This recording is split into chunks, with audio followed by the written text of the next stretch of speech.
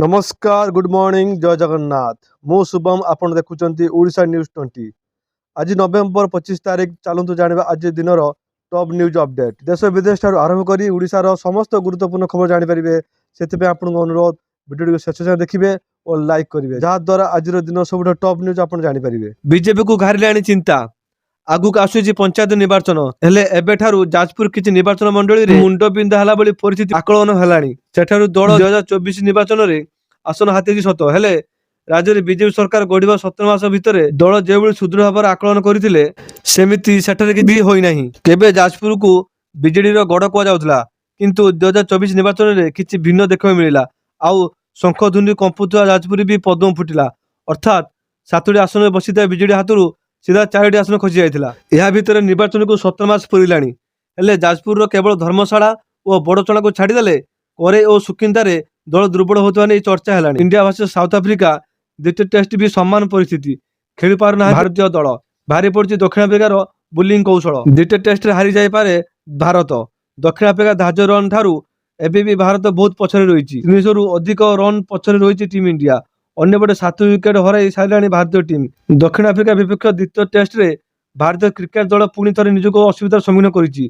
दक्षिण अफ्रीका एक लंबा स्कोर करितला जेतेबेले भारत बैटिंग करबाक आसिला सेतेबेले विकेट शीघ्र पड़ी जाइतला। आश्चर्यजनक कथा होछि जे खेलाड़ी ऊपर बीसीसीआई एवं टीम इंडिया मैनेजमेंट निरंतर भरोसा कर रखिछन्ति आकोठारे उन्नतिर कोनसे लक्षण देखा जाउ नाही से बारंबार विफल होउछन्ति एणु साई सुदर्शन फॉर्म को नहीं अनेक प्रश्न कर जाउ। परवर्ती खबर 72 घंटार सृष्टि हो बात्या सन्यार एठारे करबे लैंडफॉल जानतु ओडिसा रे कोन रहबे प्रभाव मल्लका प्रणाली एवं यार पार्श्ववर्ती दक्षिण अंडमान सागर थिबा प्रदूष लोकजाव क्षेत्र आगामी 24 घंटा मध्य अवपातर रूप नेबो 24 घंटा मध्य अवपातर रूप नेबा अधिक संभावना रहिछि।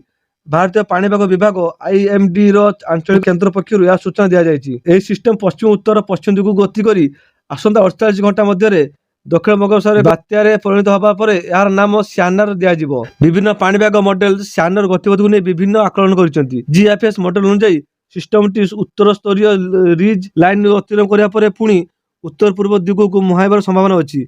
या डिसेंबर 2-3 तारिख सुद्धा दक्षिण बांग्लादेश उपकूल पहुंचा परे धीरे धीरे दुर्बल होई जिवो। एडीएम आंचलिक केंद्र पूर्वानुमान अनुसार डिसेंबर 1 तारिख पर्यंत ओडिसा रो जिला गुडी को शुक्ला पाग रहिबार संभावना अछि तेणु स्यानर प्रभाव ओडिसा उपरे पड़े संभावना कम। परवर्ती खबर प्रकृति और बाबूसान को विवाद रे आसिला नुआ ट्विस्ट हाईकोर्ट देले एमिति ऑर्डर सूचना अनुसार रे प्रकृति मिश्र तृप्ति और बाबूसान मध्य किछि दिन तळे होइतबा घटना आछि जे को नुआ मुड़ तेबे बहु चर्चित स्टार बाबूसान प्रकृति और तृप्ति के मामला निकट रे बहु चर्चा को आसीथिला ते बाबूसान और प्रकृति के मध्य रे रहितबा संपर्क को बाबूसान को स्थिति को अनिश्चित संपर्क रो आख्या देथिले ता सहित बीच रास्ता रे बाबूसान और प्रकृति गाड़ी रे जाउथबा समय रे बाबूसान को स्त्री तृप्ति रास्ता पर गाड़ी को अटकाई प्रकृति ऊपर अटैक करथिले तापरे उभय अभिनेत्री प्रकृति और तृप्ति मध्य रास्ता रे धस्ताधस्ती हो जायतिला तेबे जो घटना को आधार करी अभिनेत्री प्रकृति कोर्ट द्वारस्थ होइतिले जे माननीय हाईकोर्ट एही घटना ऊपर शुनानी करी मते न्याय दियंतु। तेबे वर्तमान सेही स्टार घर गली रे एक नुआ ट्विस्ट सुने को मिलिछि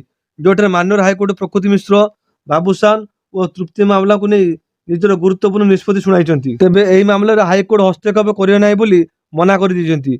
तेबे प्रकृति मिश्र बाबूसान और तृप्ति मामला भुवनेश्वर डीसीपी बुझीबे एही घटनार समस्या को भुवनेश्वर डीसीपी बुझी यार समाधान करिवे। तेबे हाईकोर्ट विफल होबा परे एबे भुवनेश्वर डीसीपी न्याय पाइबा आशा रे रहिचंती अभिनेत्री प्रकृति मिश्र। परवर्ती खबर पाकिस्तान रे विस्फोरण घटना रे 3 पाक सेना शहीद पाकिस्तान पेशवार रे आत्मघाती विस्फोरण घटिछि एही विस्फोरण रे 3 जण पाक सेना शहीद होइचंती 2टी आत्मघाती विस्फोरण सह आखिबुझा गुलीमाड़ करथिले आक्रमणकारी अर्धसामरिक सेनार मुख्य कार्यालय को दुर्बृत्त टार्गेट करथिले। रिपोर्ट अनुसार सोमवार सकाळ 8:10 रे पेशवार फेडरल कन्स्टेबुलरी कार्यालय उपरे आक्रमण करथिले आक्रमणकारी एही आक्रमण उपरे सुनेरी मस्जिद रोड को बंद कर जायथिला एवं समग्र अंचल को सुरक्षा बाहिनी द्वारा घेराबंदी करा जायथिला। सारा शहर जरूरीकालीन प्रोटोकॉल कार्यकारी करा जायथिला। घटना परे अंचल रे सुरक्षा को सुदृढ़ करिया पई अतिरिक्त सुरक्षा यूनिट नियोजित करा जायछि एवं सारा शहर जरूरीकालीन प्रोटोकॉल कार्यकारी करा जायछि। परवर्ती खबर दिल्ली विस्फोरण पर मिलता 40 लाख टंका भागबंटा को नहीं होइतिला झगड़ा गत नवेम्बर 10 तारिख में दिल्ली विस्फोरण घटना प्रतिदिन नुआ नुआ रूप से अपडेट आसुची सारा देश को दोहलाइथिला एही आतंकी हमला जातीय तदंतकारी एजेंसी एही आतंकी आक्रमण तदंत जारी रखिछि। तेबे एही घटनार आउ एक नुआ तथ्य सामने आसीछि दिल्ली कार विस्फोरण पर मिलता 40 लाख टंका नहीं आतंकी डाक्टर उमर ओ जिम्मिल मध्य झगड़ा होइतिला टंका हेरफेर होता नहीं ଉମର ଅଭିଯୋଗ ଆଣିଥିଲା। ଅଲପାଲାହା ୟୁନିଭର୍ସିଟି ନିକଟରେ ଏକ ମସଜିଦରୁ ଜଣେ ମୌଲବୀ ଗିରଫ କରି ଜେରା କରୁଥିବା ବେଳେ ଏହି ତଥ୍ୟ ସାମ୍ନାକୁ ଆସିଛି। ଉମର ଓ ମୁଜିମିଲକୁ ମିଳିଥିବା 40 ଲକ୍ଷ ଟଙ୍କା ଅନେକ ପ୍ରକାରର ବିସ୍ଫୋରଣ ସାମଗ୍ରୀ କିଣା ଯାଇଥିଲା। ଗିରଫ ମୌଲବୀକୁ ଏକ କଠୋରପନ୍ଥୀ ଗୋଷ୍ଠୀ ଜରିଆରେ ପାକିସ୍ତାନ ଟଙ୍କା ପଠାଯାଉଥିଲା। ଗିରଫ ମୌଲବୀକୁ ଏକ କଠୋରପନ୍ଥୀ ଗୋଷ୍ଠୀ ଜରିଆରେ ପାକିସ୍ତାନ ଟଙ୍କା ପଠାଉଥିଲା। ମୌଲବୀ 40 ଲକ୍ଷ ଟଙ୍କା ନେଇ ଉମରକୁ ଦଉଥିଲା। ଏହାପରେ ଉମର ଓ ମୁଜିମିଲ ମିଳିମିଶି ବିସ୍ଫୋରକ ସାମଗ୍ରୀ କିଣୁଥିଲେ। ତଦନ୍ତ ବେଳେ ଆହୁରି ଅନେକ ତଥ୍ୟ ସାମ୍ନାକୁ ଆସିଛି। ରିପୋର୍ଟ ମୁତାବକ ହ୍ୱାଇଟ୍ କଲାର ମଡ୍ୟୁଲ ଭାରତ ବଡ଼ ବଡ଼ ସହରରେ ବିସ୍ଫୋରଣ ଘଟାଇବା ପାଇଁ ପାକିସ୍ତାନ ଠାରୁ ଦୂରଗାମୀ ଡ୍ରୋନ୍ ସଂଗ୍ରହ କରିବାକୁ ଥିଲା। ଏହି ଡ୍ରୋନ୍ ଯାହା 10 କେଜି ଓଜନ କ୍ଷମତା ବିଶିଷ୍ଟ ଥିବ। ପାକିସ୍ତାନ ହ୍ୟାଣ୍ଡଲର ଡ୍ରୋନ୍ ବିଭିନ୍ନ ପାର୍ଟକୁ ଭାରତ ପଠାଇବାକୁ ଯୋଜନା ପ୍ରସ୍ତୁତ କରିଥିଲା। ଏଥିପାଇଁ ଏକ ବିଦେଶୀ ଏକ୍ସପର୍ଟ କମ୍ପାନୀ ଚୟନ କରିଥିଲେ ଆତଙ୍କୀମାନେ। ନଭେମ୍ବର 10 ତାରିଖରେ ଦିଲ୍ଲୀର ଲାଲକିଲ୍ଲା ନିକଟରେ ଏକ କାରର ବଡ଼ ଧରଣର ବିସ୍ଫୋରଣ କରିଥିଲେ ଆତଙ୍କୀମାନେ, ଯୋଉଥିରେ 12 ଜଣ ନିରୀହ ଲୋକଙ୍କ ପ୍ରାଣହାନି ଘଟିଥିବା ବେଳେ ଅନେକ ଲୋକ ଆହତ ହୋଇଥିଲେ। ପରବର୍ତ୍ତୀ ଖବର, शेख हसीनाକୁ ତୁରନ୍ତ ବାଂଲାଦେଶ ପଠାଅ। ଭାରତକୁ ଚିଠି ଲେଖିଲା ବାଂଲାଦେଶର ମଧ୍ୟବର୍ତ୍ତୀକାଳୀନ ସରକାର। ଏବେ କ'ଣ କରିବ ଭାରତ?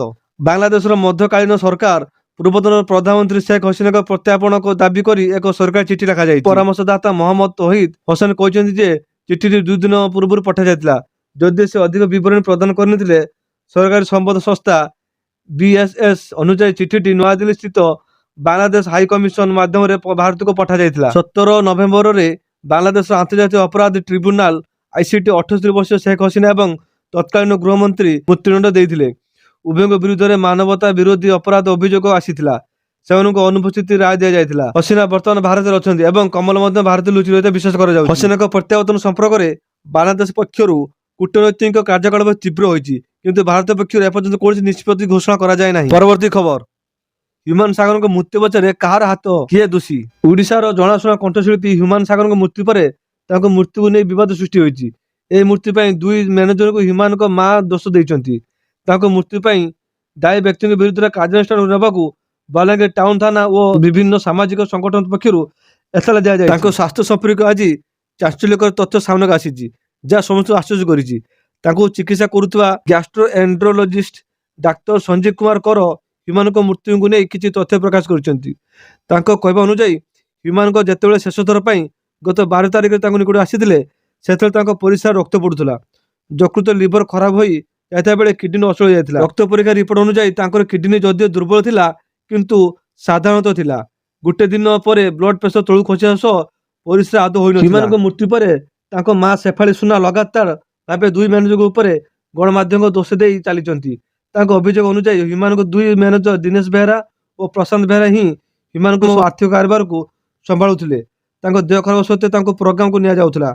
ଏ ସମ୍ପର୍କରେ ତାଙ୍କ ମା କିଛି କୁହାଯାଇନଥିଲା। ଠିକ୍ ସମୟରେ ଚିକିତ୍ସା କରାଯାଉନଥିବାରୁ ପୁଅ ଚାଲିଗଲା ବୋଲି ଶେଫାଳି ଅଭିଯୋଗ କରିଛନ୍ତି। ପରବର୍ତ୍ତୀ ଖବର, 2 ବସ୍ ମୁହାଁମୁହିଁ, 6 ମୃତ। ତାମିଲନାଡୁରେ ଭୟଙ୍କର ସଡ଼କ ଦୁର୍ଘଟଣା। ତେଙ୍କାସି ଜିଲ୍ଲାରେ 2ଟି ବସ୍ ମୁହାଁମୁହିଁ ଧକ୍କା ହୋଇଛି। ଏହି ଦୁର୍ଘଟଣାରେ 6 ଜଣଙ୍କ ମୃତ୍ୟୁ ହୋଇଥିବା ବେଳେ 28 ଜଣ ଆହତ ହୋଇଛନ୍ତି। ଏପର୍ଯ୍ୟନ୍ତ ମୃତକଙ୍କ ପରିଚୟ ମିଳିପାରି ନାହିଁ। ସୂଚନା ଅନୁସାରେ ଗୋଟିଏ ବସ୍ ମଦୁରାଇ ସୋନିକୋଟା ଯାଉଥିଲା ଏବଂ ଅନ୍ୟଟି ତେସାଙ୍କିରୁ କବିଲାପଟି ଯାଉଥିଲା। ଏହି ସମୟରେ ମଦୁରାଇରୁ ସେନକୋଟାଇ ଯାଉଥିବା ବସ୍ ଡ୍ରାଇଭରଙ୍କ ଅବହେଳା ଯୋଗୁଁ ଅନ୍ୟପଟେ ଆସୁଥିବା ବସ୍ ସହ ଧକ୍କା ହୋଇ ଦୁର୍ଘଟଣା ଘଟିଥିଲା। ସ୍ଥାନୀୟ ପ୍ରଶାସନ ଏବଂ ଅଗ୍ନିଶମ ବାହିନୀ ଘଟଣାସ୍ଥଳରେ ପହଞ୍ଚି ଯାତ୍ରୀମାନଙ୍କୁ ଉଦ୍ଧାର କରିଥିଲେ। ସମସ୍ତ 28 ଜଣ ଆହତଙ୍କୁ ନିକଟସ୍ଥ ଡାକ୍ତରଖାନାରେ ଭର୍ତ୍ତି କରାଯାଇଛି। ଆହତମାନଙ୍କ ମଧ୍ୟରୁ ଅନେକଙ୍କ ଅବସ୍ଥା ଗୁରୁତ୍ୱପୂର୍ଣ୍ଣ ଥିବାରୁ ମୃତ୍ୟୁ ସଂଖ୍ୟା ବୃଦ୍ଧି ପାଇବାର ସମ୍ଭାବନା ରହିଛି। ପରବର୍ତ୍ତୀ ଖବର, 3 ଷ୍ଟୁଡେଣ୍ଟସ୍ ମିସିଂ। ବାଳିକା ହଷ୍ଟେଲରୁ 3 ଛାତ୍ରୀ ନିଖୋଜ, ପୁଲିସର ତନାଘନା। ସମ୍ବଲପୁର ଜିଲ୍ଲା ବାମରା ବ୍ଲକ ସଦର ମହକୁମା ସ୍ଥିତ ବାମରା ବାଳିକା ଉଚ୍ଚ ବିଦ୍ୟାଳୟରେ ଥିବା 100 ଶଯ୍ୟା ବିଶିଷ୍ଟ ବାଳିକା ହଷ୍ଟେଲରୁ ରବିବାର ସନ୍ଧ୍ୟା 5ଟା 3 ଜଣ ଛାତ୍ରୀ ନିଖୋଜ ହୋଇଥିବା ନେଇ ଗୋବିନ୍ଦପୁର ଥାନାରେ ଲିଖିତ ଅଭିଯୋଗ ହୋଇଛି। ସୂଚନା ଅନୁସାରେ ପ୍ରତିଦିନ ଭଳି ରବିବାର ସନ୍ଧ୍ୟା ପ୍ରାର୍ଥନା ସମୟରେ ଗଣନା ବେଳେ ଅନ୍ତବାସିନୀଙ୍କ ମଧ୍ୟରୁ 3 ଜଣ ନଥିବା କଥା ଜଣାପଡ଼ିଛି। ସେମାନଙ୍କ ମଧ୍ୟରୁ ଗୋବିନ୍ଦପୁର ଥାନା ଓ ଚିକୁଣ୍ଡା ଥାନା ଅଞ୍ଚଳର ଜଣେ ଲେଖା 9ମ ଶ୍ରେଣୀ ଛାତ୍ରୀ, ଝାରସୁଗୁଡ଼ା ଜିଲ୍ଲା ଲୋହିକୋରା ଥାନା ଅଞ୍ଚଳର ଜଣେ 10ମ ଶ୍ରେଣୀ ଛାତ୍ରୀ ନିଖୋଜ ଥିଲେ। ଘଟଣା ଜଣାପଡ଼ିବା ପରେ ହଷ୍ଟେଲ ପରିସର, ଆବାସିକ କୋଠରୀ, ଶୌଚାଳୟ, ଶ୍ରେଣୀ କୋଠରୀ ଆଦି ଚାରିଆଡ଼େ ଖୋଜାଖୋଜି ଆରମ୍ଭ ହୋଇଥିଲା। ହଷ୍ଟେଲ ୱାର୍ଡେନ, CCA, ଶିକ୍ଷୟିତ୍ରୀମାନେ, ବିଦ୍ୟାଳୟର ପ୍ରଧାନ ଶିକ୍ଷୟିତ୍ରୀ ଫୁଲମଣି ମାଝୀ ଏବଂ WBE ମନୋଜ ଶତପଥୀଙ୍କୁ ଘଟଣା ସମ୍ପର୍କରେ ଅବଗତ କରିଥିଲେ। ନିଖୋଜ ଛାତ୍ରୀଙ୍କ ପରିବାର ଲୋକ ରାତି 10ଟାରେ ବାମରା ପହଞ୍ଚିବା ପରେ ଘଟଣା ପଦାକୁ ଆସିଥିଲା। ପ୍ରଧାନ ଶିକ୍ଷୟିତ୍ରୀ ଶ୍ରୀମତୀ ମାଝୀଙ୍କ ଅନୁପସ୍ଥିତି ଶିକ୍ଷୟିତ୍ରୀ ପୂଜା ମାଝୀ ଥାନା ଛାତ୍ରୀ ନିଖୋଜ ସମ୍ପର୍କିତ ଲିଖିତ ଅଭିଯୋଗ କରିଛନ୍ତି। ତେବେ ଛାତ୍ରୀମାନେ କାହିଁକି ଓ କେଉଁ ପରିସ୍ଥିତିରେ ହଷ୍ଟେଲରୁ ଫେରାର ହୋଇଗଲେ ତାହା ଏବେ ଚର୍ଚ୍ଚାର ପରିସର ହୋଇଛି। ମନ୍ତ୍ରୀ ଦେଲେ ବଡ଼ ସୂଚନା, ଆସନ୍ତା କାଲିଠୁ ରାଜ୍ୟରେ ଆରମ୍ଭ ହେବ ଧାନ କିଣା। गत वर्ष तुलन में चलित वर्ष धान किणा टार्गेट रखिंट राज्य सरकार। चाषी मंडी गुड़िक एथर स्वतंत्र व्यवस्था कर चाषी मंडी गुड़िक खाद्य पानीय शौचालय भली सब व्यवस्था कर ठीक समय गाड़ी पहुंचा मिल मालिक मान कड़ा निर्देश दि जाएगी। सूचना योग्य 2024-25 खरीफ ऋतु धान बिक्री करने को 17.50 लाख चाषी पंजीकरण करते मात्र ए वर्ष 2 लाख अधिक पंजीकरण कर धान संग्रह टार्गेट वृद्धि कर उभय खरीफ और रबी ऋतु 93 लाख मेट्रिक टन धान संग्रह लक्ष्य धार्य कर खरीफ ऋतु खाद्य क्रय नीति 2025-26 गत अक्टोबर कैबिनेट बैठक में अनुमोदन लाभ कर खरीफ धान किणा समय 2025 नवेम्बर रु 2024 मार्च 31 पर्यंत। परवर्ती खबर बिना अटकल मूल्य चली गृह निर्माण काम एबे असामाजिक लोक पलटि आडास्थली। कलाहांडी जिला लांजीगड़ ब्लॉक लांजीगड़ पंचायत कार्यालय वर्षे है काम बंद थे बेले बर्तमान से जगह असामाजिक लोक आडास्थली पलटि जाइए। लांजीगड़ पंचायत 1957 आरंभ होता बेले निजस्व पंचायत गृह नथिला अस्थायी भाव भड़ाघर नहीं पंचायत कार्यालय चली आसूला। मार्च 11 तारिख में निजस्व पंचायत कार्य लांजीगड़ साप्ताहिक हाट प्रांगण नूतन गृह भूमि पूजन होता। एठारे कोठार निर्माण कार्य आरंभ होता किंतु मंत्री काम चलता बेले किंतु आरंभ हो 5-6 मास काम करने आज को वर्षा है गृह निर्माण कार्य बंद पड़ी जहाँफल निर्माण दिन अधपंतरिया कोठरी दिन राति मद असामाजिक लोक आडास्थली पलटि। एने सरपंच सरस्वती मुंडा को पचार पंचायत पांठि नथिबा जुगु काम बंद अच्छी तेणु प्रशासन को पांठि आवेदन कर काम आरंभ बोली प्रकाश करिसेंती।